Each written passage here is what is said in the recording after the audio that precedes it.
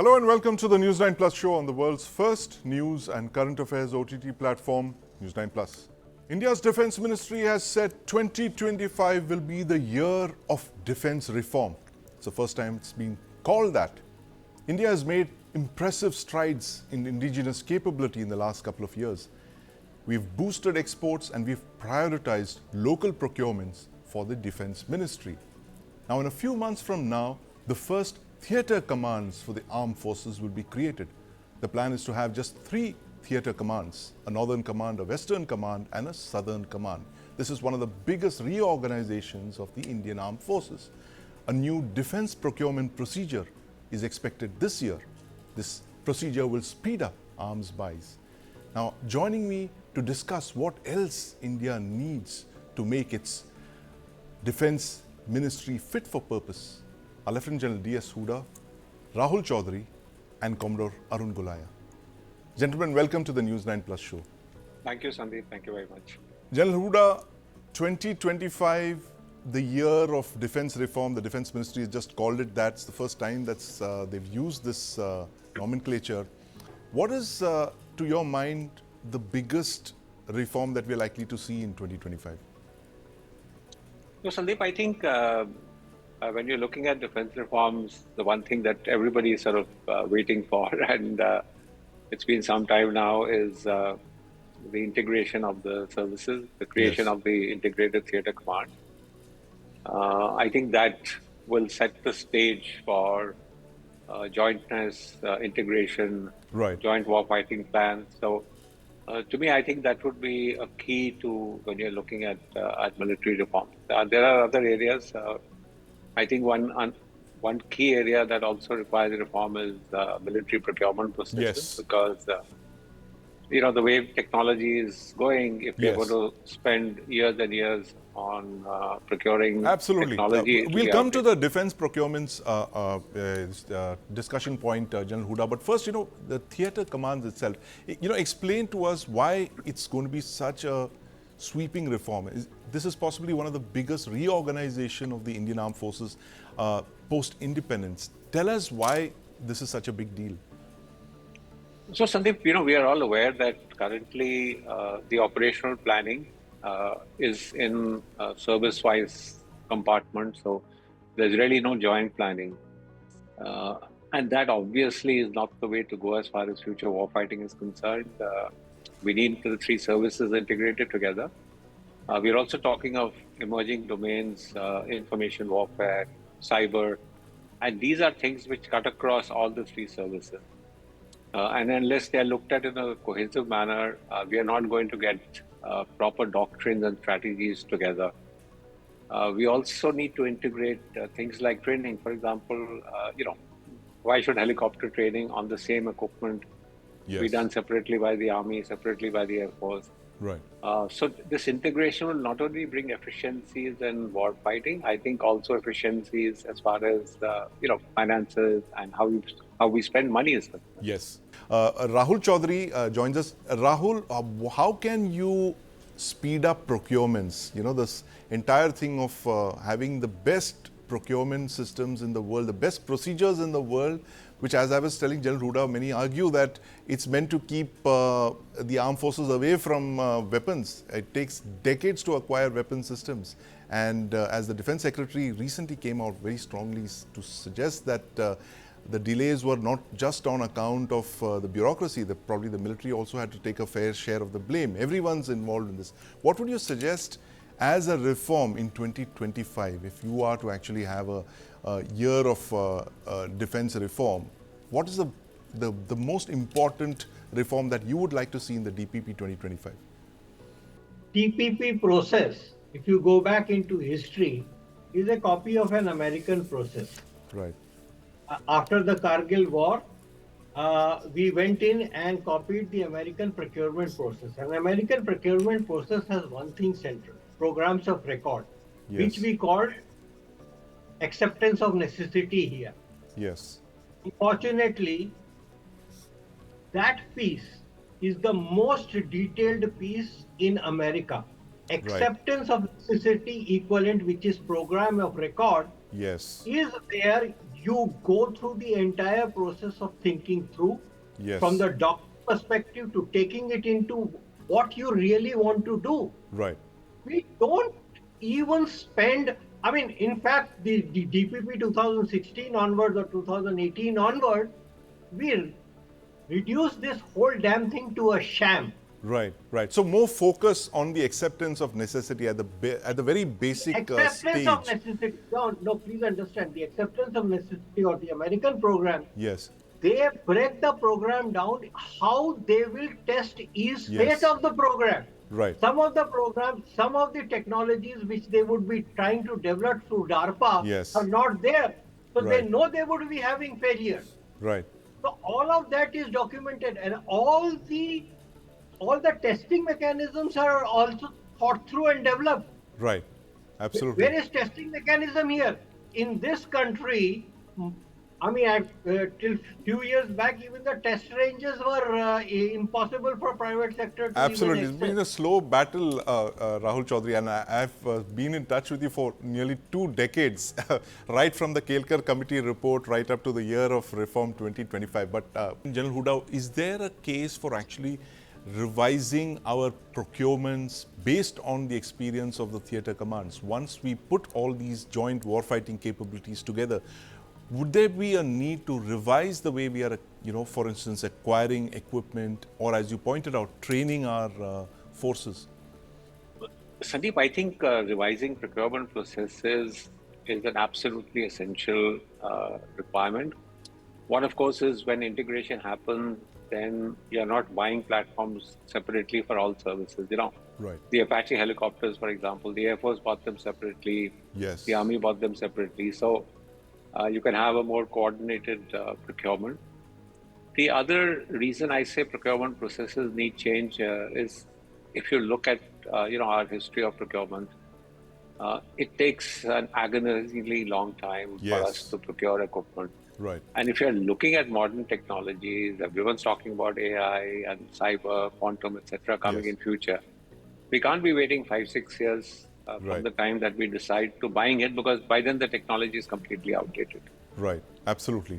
And I have to ask you about the defense budget, General Huda. Now, that's one of the biggest discussion points, the fact that we have the fourth largest defense budget in the world, which is about $74 billion. The next union budget is around the corner. Is there a case for India to increase its defense budget over and above the annual increase, which accounts barely for inflation? So, Sandeep, we know that right now, when we're talking of modernization, the modernization expenditure is about 20 to 22% of the overall defense budget. Yes. And obviously, this is not sufficient. You cannot cut down pay and allowances, you cannot cut Yes. down pension, you cannot cut down revenue costs because, as more and more soldiers have got deployed on the LAC, Yes. revenue costs, obviously, to maintain them, to support them, is going to increase. So there is definitely, I think, in my personal opinion, a case for at least enhancing the modernization budget amount and not looking at the overall size of the budget and saying, look, our budget is so large. It has to be based on your capability requirements. We are seeing, for example, the Air Force really running short of fighter aircraft squadron. Yes. There is the Indian defense budget currently, General Huda, is less than 2% of the GDP. There is a argument which says that we should actually cross the 2% mark and increase it several times more than just that. Is there a sense in doing that, you think? So, Sandeep, my own suggestion would be, rather than looking at what percentage of GDP we have, it should be based on a capability development plan. So the military makes its long-term capability development plan. That unfortunately does not have official sanction of the government. I would suggest that funding should be based on your long-term capability development plan, Right. which the government approves and says, okay, over the next 10 years, these are the kind of capabilities that are required, and we will fund you according to the capabilities. Right now, I think it's a more ad hoc sort of Yes. allocation. So rather than saying 2.5%, 3%, Right. I think it would be better if we go as per a capability development plan. A capability development plan. And now, talking about capability development, of course, there is this bugbear of procurements, General Huda. India has some of the best defense procurement procedures in the world. But some veterans argue that those procedures are meant to keep weapon systems away from the military. They take so long, several years, in trials, in procedures and all of that. And the defense procurement procedure is up for review this year. What changes would you like to see in the DPP 2025 to speed up acquisitions of weapon systems? So one, of course, is, as you mentioned, the whole process that goes through creation of the GSQR, which is the qualitative requirement of the weapon system, takes a very long time. Often it changes very very quickly, as we've seen in case of for rifles, for example. Yes. So once the GSQR is made, we need to completely freeze it. Right. The second thing is, this whole process of, as you mentioned, trials, approvals by different agencies, that needs to be speeded up. And I think some dispensation needs to be given for high-tech, products. You can't have high-tech products and traditional conventional weaponry being procured with the same procedures and processes. Right. So some speeding up of high-tech products, some exceptions that need to be granted. These are issues that I think we need to take and look up in our new procurement. It's an interesting observation, Jal Huda. The fact you said that everything from a boot to a fighter aircraft, they use the same DPP procedure, you could say that. But Commodore Arun Golaya joins us. He's a combat veteran of combat within the Defense Ministry. He's fought very hard for very, very cutting-edge naval programs that he's helped implement. Commodore Golaya, welcome to News9. Tell us what you would like to see in the defense procurement procedure in 2025, based on all the projects that you've steered for the Indian Navy, which is at the forefront of tech development. What would you like to see as General Huda said, everything from a boot to a fighter aircraft is decided by the defense procurement procedure. How would you streamline things to acquire high technology? And how would the DPP be reformed to handle that? So two things up front. One is, though, there are a lot of things which need to be revised in the DAP. There's no doubt about that. Yes. But having said that, I think some of the changes, especially when it comes to innovation, the chapter which is on innovation, that has been almost completely revised. Right. So any changes which we wanted actually have been agreed to by the government, and they have already been incorporated. That is why you could see the kind of results which could be produced, say, in the Sprint initiative. But I would like to speak not about so much about the procurement, because that's a procedural thing. That amendment can be made. Right. But there are two things, if I can upfront say, which worry me. First is, as we were discussing even earlier, that we like to play follow the leader. Right. I don't know why, but we like to play follow the leader. When the whole world was talking about jointness, we wanted to go the individual service way. Right. Now, I'm not saying the jointness or theatre commands are not important. I'm saying that we should have done it a decade back or maybe 2 decades back. Yes. Now, when everybody else is talking about, the whole of government approach or the civil-military integration, now we're talking about jointness between the services. Yes. I don't think in today's day and age, when the technology is changing so fast, we can limit it only to tri-services. It will have to be inter-agency, it will have to be inter-ministerial, and it will need an apex level push. So that's something which I wanted to say up front. The second thing, and which is, I think, very important, the recent wars, if you take the Russia-Ukraine conflict, what we need is the surge capability, the surge capacity, which means the services cannot do it alone. You need the entire industrial ecosystem. Yes. Drones, we may buy, you mentioned the successful IDEX products and projects, and yes, we are very proud of that.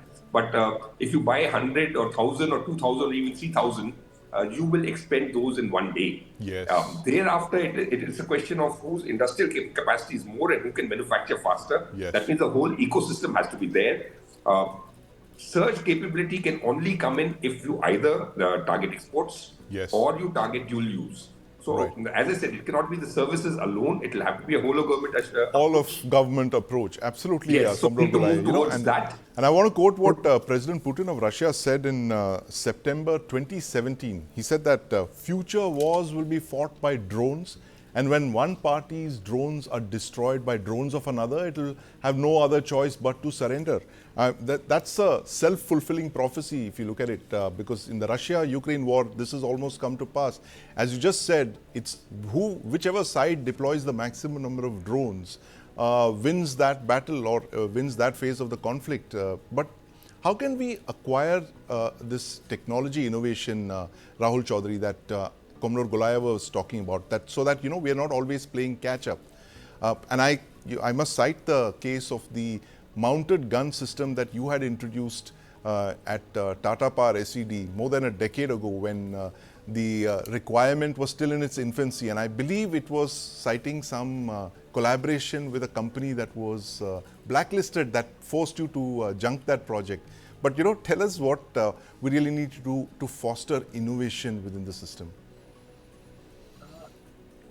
The word innovation is a very big word, and the critical piece is time to market. Yes. Okay, and time to market can only happen if you have the flexibility for the company which is trying to bring a product in, have the flexibility to change the product when he is doing the experimentation. Right.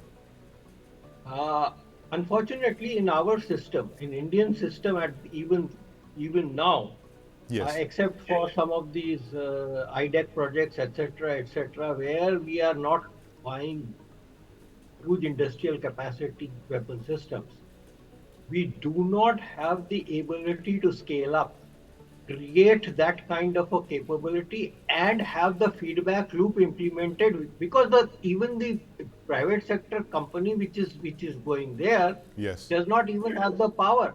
I mean, we have a situation where there is an AHSP concept which still runs most of the major defense procurement. Yes. Where the DGQA is responsible for keeping the quality manual, and they will approve what I want to change in my equipment. Yes. I mean, this is an absolute anthem. I mean, this is crazy. I mean, you are talking about innovation. This does not allow anything to happen. Right.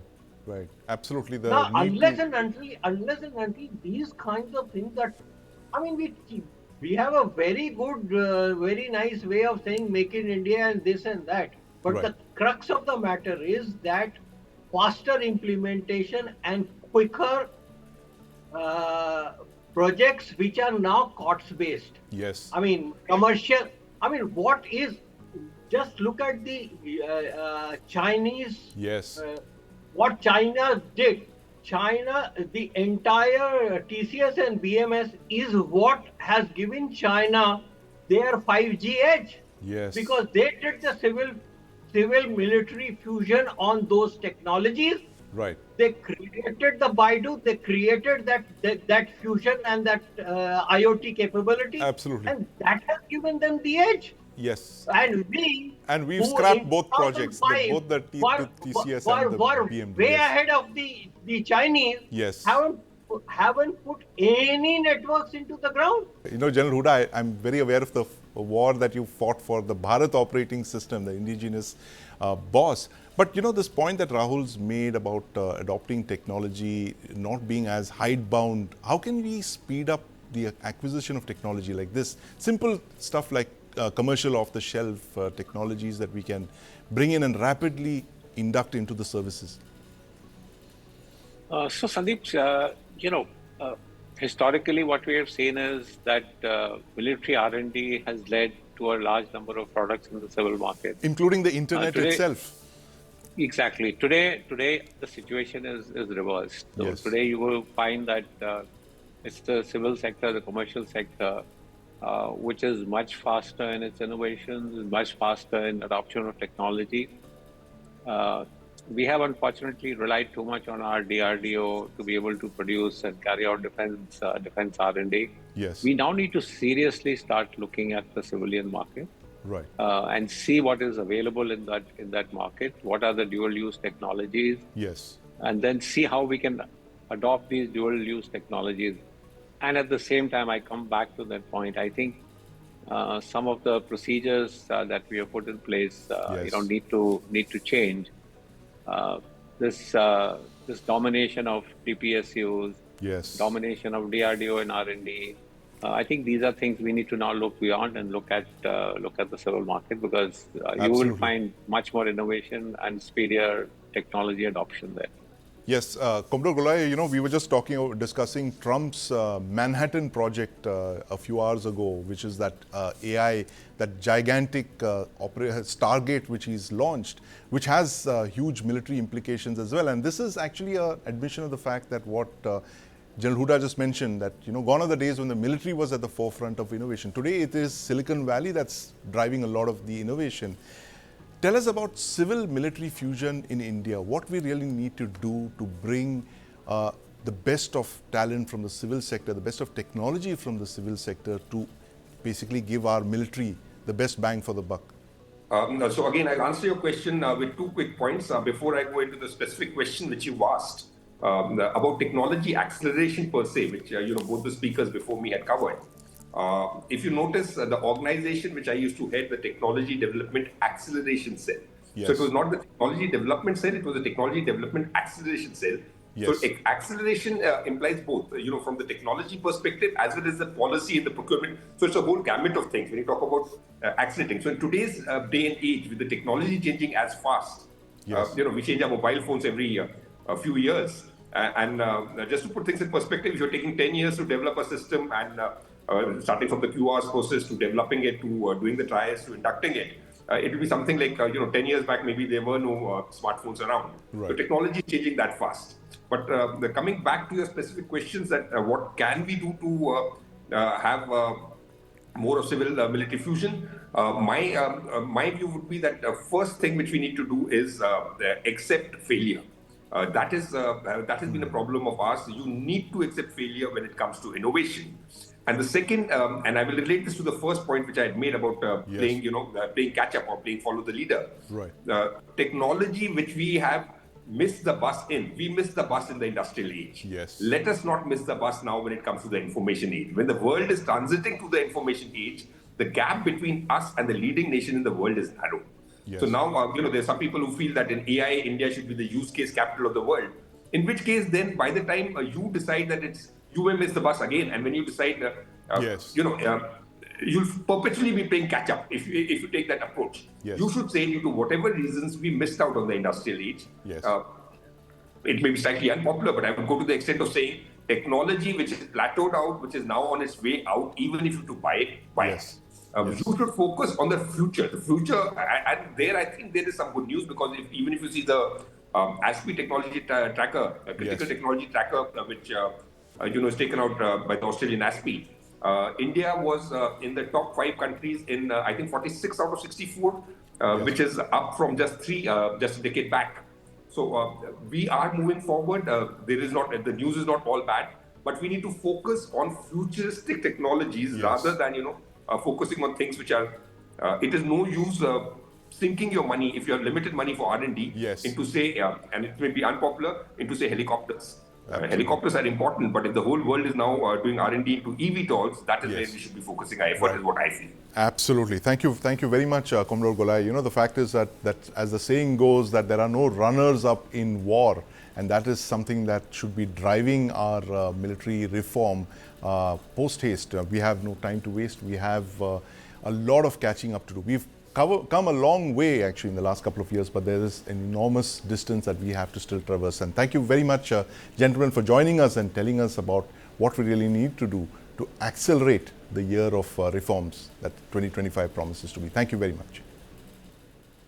Billionaire Vivek Ramaswamy was the dark horse in the race for US President last year. He, of course, folded his campaign to endorse Donald Trump for president. Now, after Donald Trump's emphatic victory on the 5th of November last year, Ramaswamy was appointed to the Department of Government Efficiency, or DOGE, with another billionaire, Elon Musk. But strangely, within hours of Trump's swearing in, Ramaswamy has exited the administration. He says he now plans to run for governor of Ohio. But we are decoding his next moves here on the News9 Plus show. Is there more than meets the eye? Joining me are Ambassador Das Gupta, Pramit Pal Chaudhary, and in the studio, I have with me my colleague Justin Thomas, who's closely tracked Vivek's campaign. Justin, what exactly explains Vivek Ramaswamy's quick haste? I mean, he was out of the White House and before you could say dodge. Exactly. So, I believe there's a lot of factors that's running against him. One is obviously that if you have noticed his White House campaign, it was derailed because the Republicans loved him, but I think at the end of the day, it was his heritage that worked against him. Right. Especially for the very right voters. The MAGA right. The MAGA right. Right. They didn't really appreciate him. Yes. And that was further complicated when after Trump won, he talked about the H-1B visa, where he said... This is that famous tweet of his in yes, December. mediocre, that kind of quality of people. That mediocre, alienated. And also a lot of cultural yes. references that he brought in there, Yes. Sandeep, where he talked about the prom queen being, Yes. getting over the math Olympian. So the state that he's from, that Yes. Ohio, which he's eventually planning to run from, Yes. has a very lot of grassroots, that kind of Yes. voters out there. Right. So yes, Dodge already he was challenged, which Trump's lot of supporters spoke out against him. Right.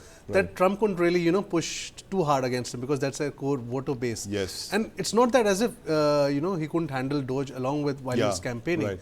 because the other guy is already running a big company. Yes. So he's also looking at Dodge. So that is Right. not. I think it has to do with his heritage and all what he has said in the past few months. Absolutely, history which is has catching worked up. against him. It is catching up with him indeed, and it could possibly be that that tweet that he made. But Ambassador Das Gupta, there's that Chinese proverb that one mountain can't accommodate two lions. So you already have Elon Musk there in Dodge. So is Vivek Ramaswamy the casualty of that very, very headstrong Elon Musk-led Dodge? Well, Elon Musk is supposed to have contributed about $230 million to the president's campaign funds. Yes. He has I think he's much closer to President Trump, especially in the past few months or so, Yes. than Vivek Ramaswamy. But President Trump had respect for Vivek Ramaswamy. That is why he had made him co-chair of this DOJ. Yes. Now, the whole thing is that Vivek Ramaswamy first tried to get the Senate seat vacated by Vice President Vance. Yes. But that was given by the Ohio governor Yes. to the Lieutenant Governor, I think, John Husted. Yes. So that fell through. So now he's trying to run for the Ohio governor's post. Right. And So, it would have been yes. possible for him to run to be in DOJ and run for the Ohio governor's Yes. post. So that is one thing. But according to reports which have come out in the press, he has not really contributed to the DOJ's functioning or the thinking process Yes. since early December. So it was Right. very much on the cards that he was yeah, going it was to go. very much on the cards. But Pramit, give us a sense of where Vivek Ramaswamy is headed. Given the fact that he's the guy who's raised all of the issues that Donald Trump is now acting on, whether it is about race or gender or H-1B visas, he possibly made up Trump's mind on H-1B visas. And now he's the first casualty of the government, it looks like. He's out of the administration. So I'm not completely surprised. If you look at Trump 1.0, the door kept revolving very rapidly. Yes. I'd say the average lifespan of a minister in Trump 1.0 was about 16 months, maybe. So there was an expectation that we would start Yes. to see people moved out before even the end of the year. But this was unusually fast, I agree. Right. And I think if you saw the article, I think it was Politico that said that his jocks versus nerd tweet, Yes. which got 51 million views and something like 11 million views and Yeah, 51,000. more than 200 million views, yes. Yeah, and so he got a huge, massive, and mostly negative response because in many ways he was criticizing the culture of the white working class of America, the Yes. very base of the MAGA voter, and saying that you people are the reason why America is not what it is, which is not exactly what Donald Trump is saying. Right. So he was clearly out of alignment there. And I think one of the problems that we'll see with Ramaswamy and to some degree with Musk is that if you're the culture of a Silicon Valley tech entrepreneur is Yes. often very aggressive, very Yes. pushy. They take pride in that. Even a mild-mannered individual as Bill Gates, if you read books about what he used to say in private, his language is basically that's killed that kind of stuff. So that's the way Silicon Valley thrives. That's the culture that's there. Right. But this is completely not what you do Yes. in domestic politics. Right. And Vivek, I don't think Ramaswamy did not make that shift or didn't seem to understand it. And I think social media brings out the worst in people because there's a tendency to write what you are thinking in, should we say, the heat of the moment, rather than being thinking through your processes as you should in these cases. And so I think in this case, Ramaswamy fell afoul of the fact that he Yes. was a bit outsider within the Republican Party, that he didn't make that shift from tech to politics culturally, Yes. and was way too blunt and impolitic in his statements, criticizing, which he should have realized, Yes. was the very culture of Trump's voter base. Absolutely. Uh, But so Pramit's we'll quick see where that goes. wrap-up comment on his future as the potential governor of Ohio. Does he stand a chance there? Ohio is deeply conservative. It's a Republican stronghold, and you have Vivek Ramaswamy coming in from Silicon Valley, this brash entrepreneur, not yet 40. Will he make a fit there? My expectation is no, unless he radically changes his profile and the Yes. manner with which he communicates. Right. What he's doing right, what he did right now, definitely would not sell, in my view, in Ohio.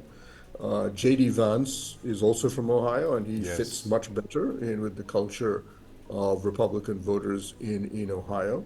So Vivek has many things against him. There, his background, his ethnic background, he's very openly Hindu also, that Yes. doesn't help.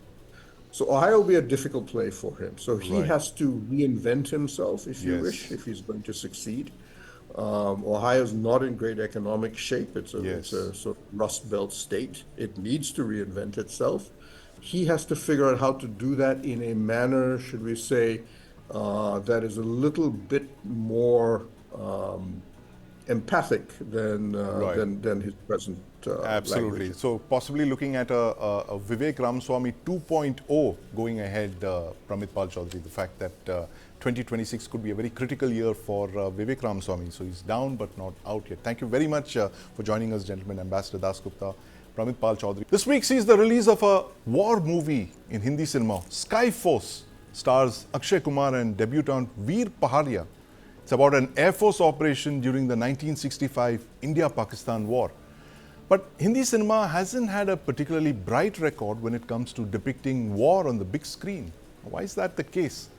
Joining me now is a Bollywood veteran Dalip Tahil and film historian Gautam Chintamani. I must also mention the fact that both Dalip and Gautam come from services backgrounds. Their fathers were in the military. Dalip, you're the son of an Air Force veteran, also senior member of the film industry. Of course, I recall you played a naval officer in Yash Chopra's Dar. But explain for us why Hindi cinemas fail to make an effective war movie like, say, Saving Private Ryan. Yeah, that's a very interesting question, and I can only speculate because, and actually, in through this conversation, maybe try to analyze why that's the case. Off the bat, my first, the war movie that I still think and remains right on top for me is still Hakikat, which was Yes. Chetan Anand's film because of the more realism it had. Now that but Mr. Chetanand's style was very realistic. Right. But along with that, there wasn't the sophisticated technology to take it to something like a Saving Private Ryan. Right. If you compare it to the other war movies, which are also American, I mean, at the time when Longest Day Yes. and that sort of era of movies released, I was hugely impressed that And I thought that that was where, as far as realism in war, if that's what you're looking for, Right. would go. Then came, the technology which gives us something as brutal as that, that beach scene in Saving Private Ryan when they're trying to take that beach head, and there's that battle going on there where you see people, with shattered limbs, aimlessly, just vacantly running around the beach, which is so helpless, and it was horrifying. Yes. So I mean, I don't think that the advent of war movies in India has gone that far, because I'm not really sure we want to. It sort of is part of what the way we tell our war stories in this country, which is actually the backdrop, but there's always the romance angle. Right. And I can't only say that about it, because Pearl Harbor, the Western movie, the American film, which had Ben Affleck and Kate Beckinsale, was also basically a love story with the backdrop of war. Right. So I mean, and then to add to that, in our movies, we tell that story also with songs. Yes. So there's a kind of, I feel that it might dilute the impact for a die-hard war-watching movie goer like me, who wants to see, like, combat and that sort of stuff. And then comes a movie. Now you should say a Fighting Force is released. In all honesty, I haven't seen it, so I can't comment. Yes. But I can be sure that it'll fall short technically of Maverick. I mean, I remember Fighter, the movie coming with Hrithik Roshan. The performances were fine, everything was okay. Yes. But for me, if I go and see Fighter after seeing Maverick, it's never going to add up because of the technology, the way it's shot in the West, all that sort of stuff. However, there comes the big issue of realism in war, because I mean, in cinema, it's very difficult to get that across, because in cinema, you lose a very vital dimension, which is realistic in war, and that is the sense of smell, the stench, the filth, the dirt, which makes it really authentic. Yes. So I guess there is limitations in cinema. Dalip, you've raised very valid points on the fact that how Bollywood seems to shy away from realism, and that's the problem here. And also this aspect, Gautam, today the moviegoer doesn't care whether a movie is made in Hindi or it's made in Telugu or it's made in English. If it's a war film, it better be realistic. He's paying full ticket prices to see the film. So what is the problem here really? Why is Bollywood kind of shied away from this? Why are our war films not of the technical excellence of the Western films? Hi Sandeep, great to hear from you and Dilip sir also. I think one of the reasons why India or Indian war films fall short has a lot to do with the elements that Mr. Tahil was mentioning right now. There are a lot of other things which take precedence over the basic plot of a war film. It's not that we've created realism, we've included songs as well as a fair amount of realism in war films of the past, mostly Chetan Anand's war films. Yes. Even Border to some extent, of course, it was it was pandering to the audience. Yes. But it did have its moments. I think in today's day and age, and for a very long time, yes, popular filmmakers are confused about what they want to say when it comes to a war film. They believe that this is sensitive terrain. It is. They believe that authenticity will mar what they call their creativity, which is, putting an all-round entertainer. Yes. The Indian thali. The Indian thali, because there has been this idea that films in India and popular cinema in India is a relief or is an escape from the otherwise gritty realities of the day. Yes. So if you keep all these things in mind, I think somewhere you will always fall short. I don't think that technically Indian cinema is lacking anymore. I mean, if you look at Rajamouli's films, yes, he elevated the fantasy genre to anything which is as good in the West. Yes. But I think the bigger problem, the bigger issue would be that film fraternity has a very warped understanding of the real world.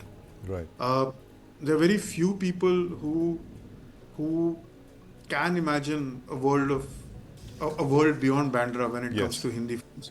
A Right. lot of people. So for Right. them, uh, Yes. a patriotic or a war film would mean that it should celebrate India.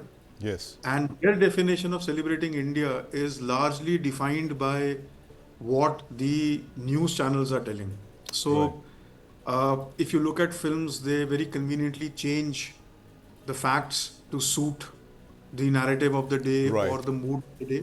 Yes. And usually it tries to include a fragment of the audience which otherwise may not have been, Yes. interested in watching because of these elements. I mean, even if you Absolutely. look at Twitter, it's been mentioned here, a lot of things were changed, Right.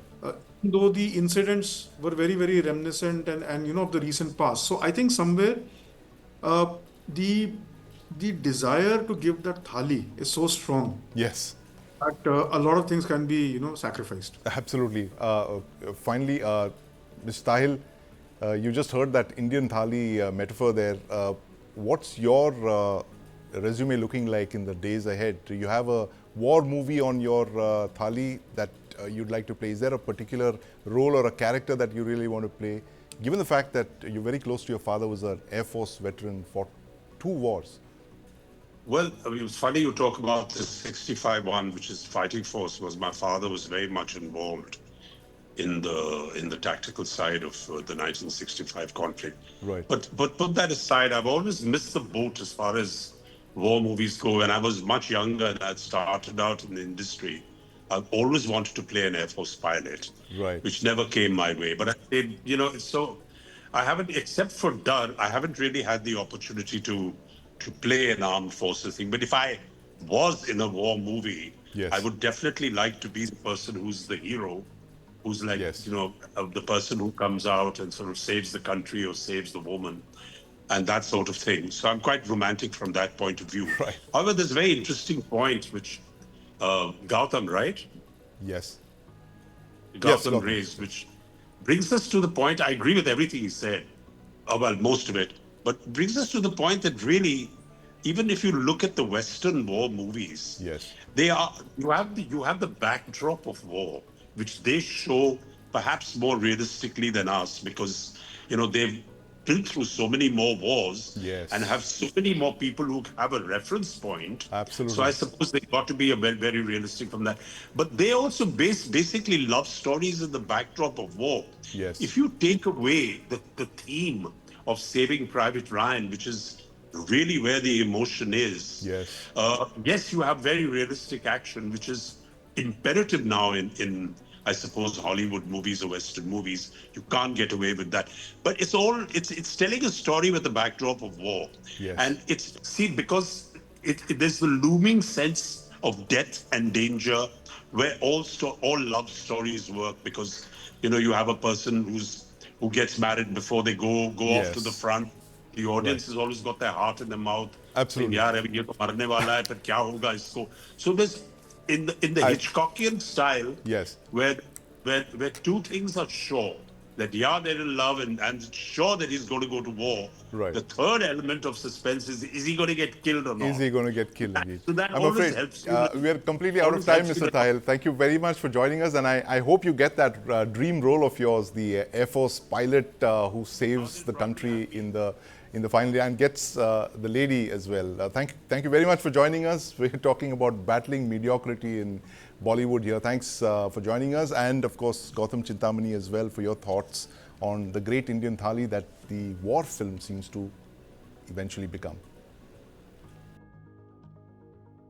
Pakistan's ISI Chief Lieutenant General Asim Malik has been spotted in Dhaka, according to media reports. This is the first high-level contact between Bangladesh and Pakistan in several years. Malik plans to set up an intelligence sharing network with Bangladesh. And interestingly, just next month, Pakistan will start training Bangladesh Army personnel in Bangladesh. Joining me right now on the News9 Plus show is Lieutenant General Rakesh Sharma. He talks about the implications of the Pakistan DGISI's visit to Bangladesh. General Sharma, welcome to News 9.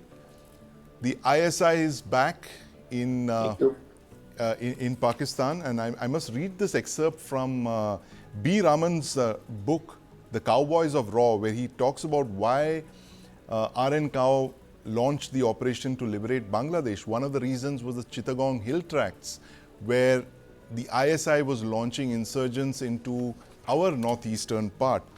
And he concludes by saying that he brings it to present day, 2007. He says we were back to where we were before 1971 because the regime that followed in the years later started sheltering a whole new set of insurgents not friendly to India, inimical to India in fact. Are we in 2025 looking at a return to this? Is it like a revolving door in Bangladesh, that when Sheikh Hasina is in power there, you have no anti-India elements. When she's out of power, the ISI returns. Is that just make sense of this for us? Thank you, Sandeep, for inviting me. Now, I am not very sure whether DGSI has gone there or a Major General has gone there to Brigadiers.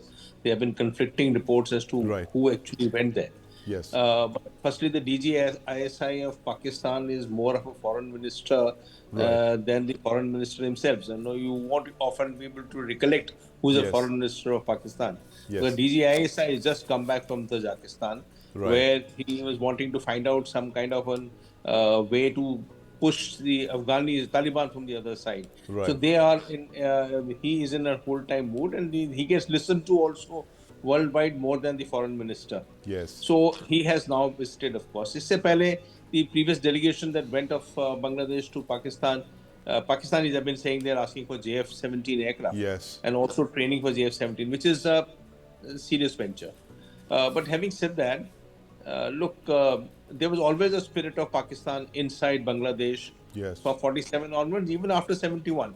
The spirit of Pakistan or spirit of had not died away. Let's not push it back saying that the whole had become hunky-dory. Yes. The latest Pew research says only 57% of Bangladeshis feel that they are favorable to India. So there are 43% people who are unfavorable to India in Bangladesh, which is a substantial numbers. Yes. And Pakistan always retained links across to Jamaat all through time. So from 47 onwards and 71 was just a blip. They continued on relationship with Jamaat over the period of time. So his going there, fine. It is a thing to watch out for. But it's not that if Pakistanis wanted to do something in Northeast, they had to wait for Sheikh Hasina to go away. And having said that, I must also put into a record that while Sheikh Hasina has been very pro-India and we've been able to do substantial work, but Sheikh Hasina also in the last 15 years hobnobbed with China extensively. Yes. The kind of work done by the Chinese in the course of last 15 years is fairly large to not to be noticed, including making of the port and a submarine base. Absolutely. Yes, a submarine base. And I'm afraid we're completely out of time, General Sharma, but thank you very much for joining us and making sense of that revolving door that seems to be in play in Bangladesh, where it swings between India and Pakistan over the next couple of decades, as it seems, from 1971. Thank you, General Sharma.